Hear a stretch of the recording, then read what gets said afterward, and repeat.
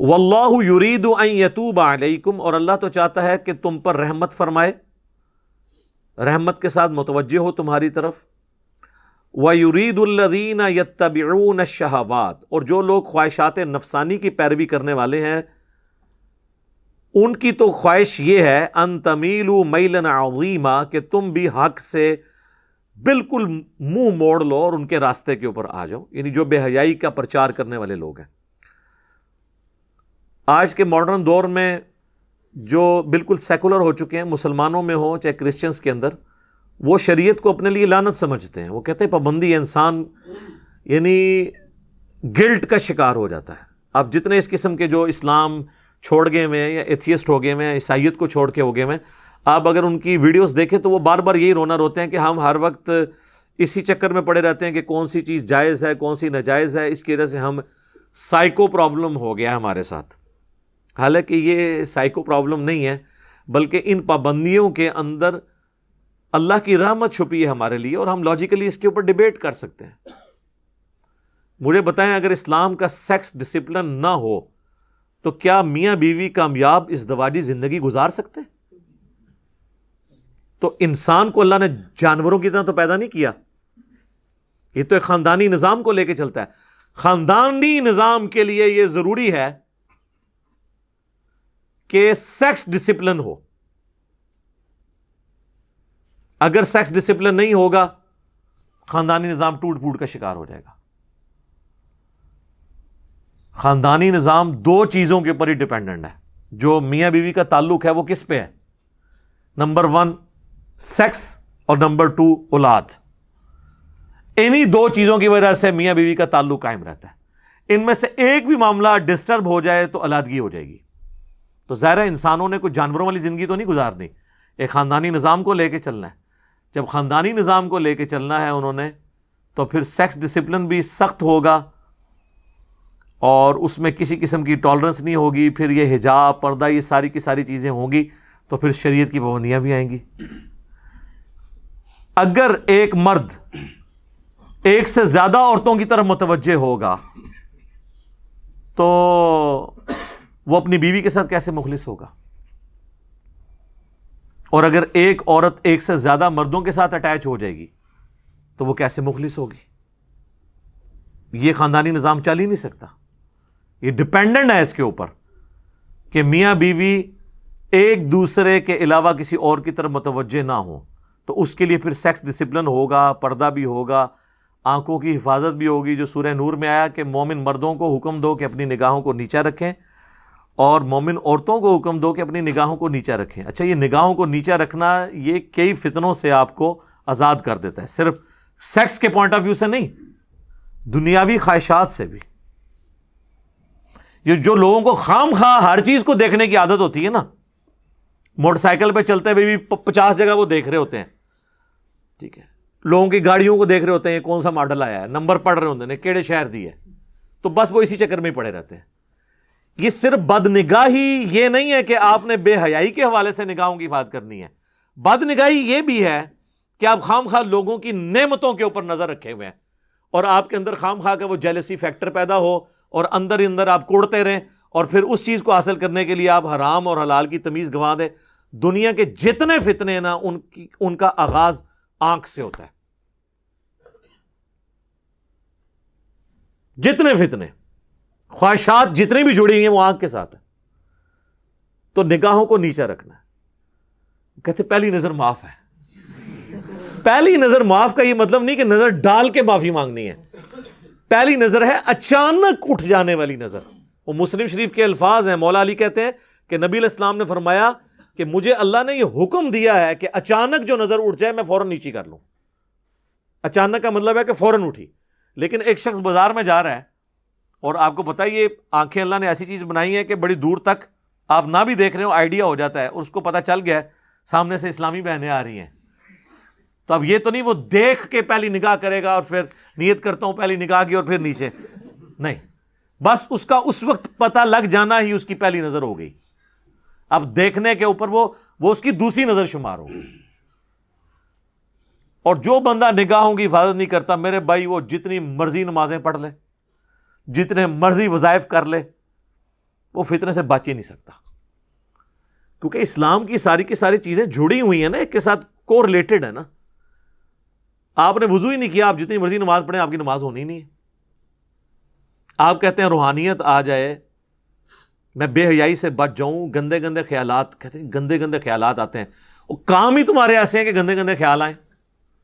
ایسے دوستوں کی صحبت چھوڑ دو، ایسے میگزین پڑھنا چھوڑ دو، ایسی ویڈیوز دیکھنا چھوڑ دو. جب آپ وہ اس ماحول سے ہٹیں گے، خود بخود اندر کی تطہیر شروع ہو جائے گی. اور اس کے لیے پہلی شرط نگاہوں کی حفاظت ہے. تو اللہ تعالیٰ نے شریعت کی پابندی لگا کے بیسیکلی ہمیں دنیا کے اندر ہی آزاد کر دیا خواہشات سے. ورنہ یقین کریں کتنی عورتوں کے ساتھ آپ نکاح کر لیں گے یا تعلق قائم کر لیں گے، اس کا تو کوئی اینڈ ہی نہیں ہے. اس کا اینڈ یہی ہے کہ اخلاص کے ساتھ میاں بیوی آپس میں بانڈ رکھیں، نگاہوں کی حفاظت کریں، کوئی ایکسٹرا کوئی کسی قسم کا معاملہ سٹارٹ ہی نہ ہو تاکہ آگے معاملات چلیں ہی نہ. لہذا شریعت کی پابندی انسان کے لیے نعمت ہے. میں اکثر نمازوں کے اوقات کے بارے میں سوچتا ہوں کہ اگر نمازوں کے اوقات نہ ہوں تو جانوروں والی زندگی ہے انسان کی. جو لوگ نماز نہیں پڑھتے آپ دیکھیں ان کی کیا حالت ہوتی ہے. ان کو مغرب کے وقت نیند آئی ہے نا، سو گئے ہیں، اب جا کے رات کو 1 بجے آنکھ کھلی ہے، باقی سارے گھر والے سوئے ہوئے ہیں، اب وہ جاگا ہے، اب اس کو لگی ہوئی ہے بھوک، اب جائے گا فریج میں جا کے دیکھے گا، بجلی ہوگی تو چلو اوون میں کچھ گرم کر لے گا، پڑا ہوگا نہیں ہوگا تو وہ کھانے پینے کی طرف سے بھی ڈسٹرب ہوگا. اب رات کو 1 بجے جاگ گیا ہے تو اب نیند بھی نہیں آئے گی، اور فجر کی جیسے ہی اذانیں شروع ہوں گی نیند آ جائے گی. اور جب ناشتے کا وقت ہوگا وہ الٹا پڑا ہوگا، گھر والے ناشتہ کر رہے ہوں گے. تو نمازوں کا اگر ٹائم ٹیبل نہ ہو تو جانوروں والی زندگی ہے آپ کی. نماز کی وجہ سے ہم اپنے ٹائم ٹیبل کو مینٹین رکھتے ہیں. عصر کے بعد آئے ہیں نا، نیند بھی آئی ہے، بندہ کہتا ہے نہیں یار وہ مغرب کی نماز کا ٹائم ہو جائے گا، مغرب پڑھیں گے، اس کے بعد آپ کہیں گے چلو میں اب کھانا کھا لوں، عشاء بھی تو پڑھنی ہے، عشاء پڑھ کے ایک دفعہ ہی سوؤں گا. لیکن اگر آپ کی کوئی روٹین نہ ہو، جو اکثر ہمارے مسلمانوں کے نوجوان بھی ذرا ان کی حالت دیکھ لے کیا ہے، جانوروں کی سی زندگی گزار رہے ہیں، جانوروں سے بھی بدتر. تو شریعت جو ہے یہ لعنت نہیں ہے بلکہ نعمت ہے، اور یہ اللہ نے یہ پابندیاں لگا کے ہم پر احسان کر دیا. یہ پابندیاں نہیں ہیں بلکہ ہمیں سلیقہ سکھایا ہے. اس کے علاوہ کوئی اور پیٹرن ہو ہی نہیں سکتا کہ آپ سکون کی زندگی گزاریں. کوئی بندہ روزانہ 1 فلم بھی دیکھ لے، 2 فلمیں بھی دیکھ لے، کتنی دیکھے گا؟ At the end of the day bore ہو جائے گا، اینڈ ہی کوئی نہیں ہے. انسان کی زندگی ایک خاندانی زندگی ہے جس میں ماں باپ بیوی بچوں کے حقوق ہیں، وہ اپنے معاملات کو لے کے چلنا ہے، اللہ کے حقوق پورے کرنے ہیں، ایک ڈسپلن لائف گزارنی ہے آپ نے. اور اسی لائف میں کہنے کو تو وہ پابندی ہے، لیکن وہ پابندی ایسی پابندی ہے اس کی وجہ سے آپ سکون کے ساتھ زندگی گزار رہے ہیں. دنیا میں بھی آپ دیکھ لیں، آپ کسی ڈاکخانے کے باہر بینک میں یا ڈاکخانے کے باہر بل جمع کروانے کے لیے کھڑے ہوں اور وہاں پہ 1000 لوگ بل جمع کروانے کے لیے آ جائیں، اگر تو وہ قطار میں کھڑے ہوتے ہیں تو پھر تو سارے کرا لیں گے، اور اگر قطار نہیں بنتی تو پھر تو شام تک بھی فارغ نہیں ہوں گے، اور لڑائی جھگڑا بھی الگ سے ہوگا. ڈسپلن کا یہ فائدہ ہوتا ہے. اس طرح شریعت بھی ایک ڈسپلن ہے. تو اللہ تعالیٰ فرماتا ہے کہ جو خواہشات کی پیروی کرنے والے لوگ ہیں وہ تو چاہتے ہیں کہ تم لوگ بالکل راہ حق سے منہ موڑ لو، اور اللہ تعالیٰ تمہیں اس رحمت کے ساتھ تمہاری طرف متوجہ ہوتا ہے. رحمت سے مراد شریعت کی پابندیاں. یرید اللہ ان یخفف عنکم، اللہ تو چاہتا ہے تم سے ہلکا کر دے بوجھ. یہ ساری کی ساری پابندیاں لگا کے اللہ نے آپ سے بوجھ ہلکا کیا ہے. شریعت کی پابندی لگا کر آپ کو نفسیاتی مریض بننے سے، انزائٹی سے بچا لیا. وَخُلِقَ الْإِنسَانُ ضَعِيفًا، اور انسان کو تو اللہ نے کمزور پیدا کیا. یہ حقیقت بات ہے. انسان کے پاس صرف ایک چیز ہے جو اس کو سب پہ بھاری کر دیتی، وہ عقل ہے. باقی ہماری جتنی کیپیبلٹیز ہیں نا وہ جانوروں سے بہت کم ہے. ہاتھی جو ہے نا وہ زمین پہ پاؤں مار کے نا 40 کلومیٹر دور تک نا کمیونیکیشن کر لیتا ہے دوسرے ہاتھی کے ساتھ. 40 کلومیٹر. کتے کی سونگنے کی حصہ آپ دیکھ لیں، عقاب کتنے کلومیٹرز اوپر سے اپنا شکار نیچے دیکھ لیتا ہے. تو آپ جانوروں کو ذرا کنسیڈر کرنا شروع کریں, بندہ پریشان ہو جاتا ہے. یہ جو سرخاب آتے ہیں رشیا سے, جب وہاں پہ زیادہ ٹھنڈ پڑتی ہے تو وہ ہمارے سب کانٹیننٹ میں آتے ہیں. 5000 کلومیٹر ایٹ لیسٹ سفر کر کے آتے ہیں ہر سال, اور وہ ہوا میں ہی سفر کرتے بھی سوتے بھی ہیں اور اسی دوران اڑتے رہتے ہیں. اور ان کو یہ بھی پتا ہے کہ ہم نے ویوز جو یعنی ایئر کے جو مختلف لیئرز ہیں, کس لیئر میں اڑنا ہے کہ ہم آسانی کے ساتھ یہاں پہنچ جائیں. وہ میرے بھائی کے ایک دوست ہیں, تو وہ سرخاب کا شکار کر کے نا تو گھر میں ایک دفعہ سرخاب دینے کے لیے آئے, تو مجھے کہنے لگے علی بھائی یہ پر دیکھیں, یہ وہ پر ہیں جو بوئنگ اور ایئر بس کا کوئی جہاز بھی اس طرح کے پر نہیں رکھتا جو اللہ نے اس کو پر دیے ہیں.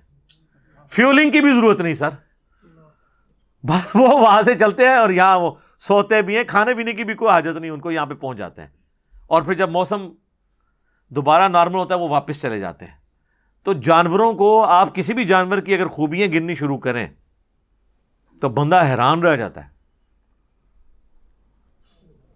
اچھا یہ جانور بھی تو بیمار ہوتے ہیں, ان کو بھی زخم ہوتے ہیں, ٹھیک ہو جاتے ہیں. اور کپڑے اللہ نے ایسے دیے ہیں ان کو کہ بدلنے کی بھی ضرورت نہیں ہے. ہمیں تو کپڑے دھونے پڑتے ہیں, نئے پہننے پڑتے ہیں. اللہ نے پر دیے ہیں, وہ خود بخود ٹوٹتے ہیں, نئے اگتے ہیں. صفائی والا معاملہ بھی ان کا ہوتا رہتا ہے, ان کو کوئی نلاتا دلاتا نہیں ہے. تو آپ ایک ایک اگر جانوروں کی کوالٹی دیکھیں تو انسان تو آپ کو نظر آئے گا کہ واقعی یہ جو اللہ نے فرمایا میں خلق الانسان ضعیفا, اتنا کمزور ہے انسان کہ آپ انسان کے بچے کو ٹیبل پہ رکھ دینا وہ نیچے گر جائے گا, لیکن آپ بلی کا چھوٹا سا بچہ بھی ٹیبل پہ رکھیں وہ نیچے نہیں گرے گا. اس کی جبلت میں اللہ نے ڈال دیا. یہ جو مرغیوں کے چھوٹے چھوٹے چوزے جب نکلتے ہیں انڈے سے, کس اسکول میں جاتے ہیں وہ دانا چگنا سیکھنے کے لیے, پانی پینے کے لیے, اور جب چیل آتی ہے تو وہ اپنے ماں کے پروں کے نیچے آتے ہیں. ان کو کس نے یہ ساری چیزیں سکھا دی ہیں؟ یہ اللہ تعالیٰ نے ان کی جبلت میں, انسٹنکٹ میں ساری خوبیاں ڈال دی ہیں. اور انسان کو صرف ایک چیز ہے, وہ عقل, جس کی وجہ سے اس نے سب کو قابو کیا ہوا ہے. ادروائز انسان کی اپنی جو کیپیبلٹیز ہیں نا وہ جانوروں کے مقابلے پہ بہت کم ہے. انسان بہت کمزور ہے, جانوروں سے ڈر جاتا ہے. لیکن عقل دیکھیں آپ کے, عقل کی وجہ سے اتنے بڑے بڑے ہاتھی شیر ان کا شکار کر لیتا ہے. اگر ان کے پاس بھی وہی عقل ہو تو زمین پہ انسانوں کو نہ زندہ رہنے دیں. ہاں جی جناب, بس وہ آپ ایک عید قربان پہ صرف ایک ہی بیل ذبح کریں گے, باقی بیل پھر آپ کو ذبح کریں. ان کے سامنے ذبح ہو رہے ہوتے ہیں, پھر اگلا پکڑ کے آپ لاتے ہیں, ذبح کر دیتے ہیں آپ. ورنہ اگر وہ یہ دیکھ لیں کہ یہ اس کا کیا مطلب ہے جو ان کے ساتھ ہو رہا ہے, ہمارے ساتھ بھی ہونا ہے, تو آپ بیل میں جتنی طاقت ہے آپ اس کو گرا سکتے ہیں اگلے بیل کو. انسان اپنی عقل کی وجہ سے چل رہا ہے لیکن ہے کمزور.